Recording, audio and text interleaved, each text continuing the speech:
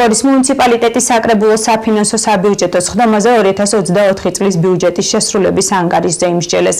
კომისიის თავმჯდომარის ასმათ ტალხაძის თქმით, მთლიანი ბიუჯეტის შემოსავლები 77,737,000 ლარით იყო განსაზღვრული.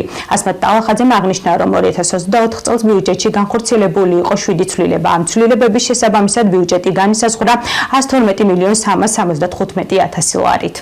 2024 წლის წლიური ანგარიში, რომელიც საკრებულოში არის წარმოდგენილი აღმასრულებელი ორგანოს მიერ, საბიუჯეტო სამსახურის მიერ, ამ საკითხს, რაც შეეხება საკითხს, არის შემოსულობების და ხარჯვითი ნაწილია წარმოდგენილი 2024 წლისა.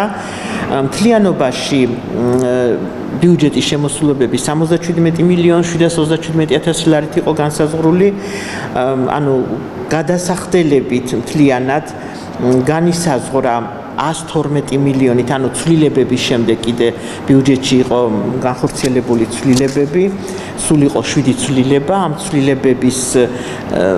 ცვლილებების შესაბამისად ბიუჯეტი განისაზღვრა 112,375,000 ლარით.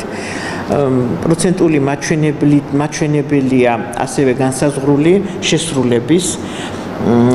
ყველა შესრულება სხვადასხვა მუხლების მიხედვით, მაგალითად ინფრასტრუქტურის ნაწილში, დასუფთავების და გარემოს დაცვის სოციალურ საკითხში, განათლების სფეროს შესრულებებია წარმოდგენილი თანხობრივად და პროცენტულად.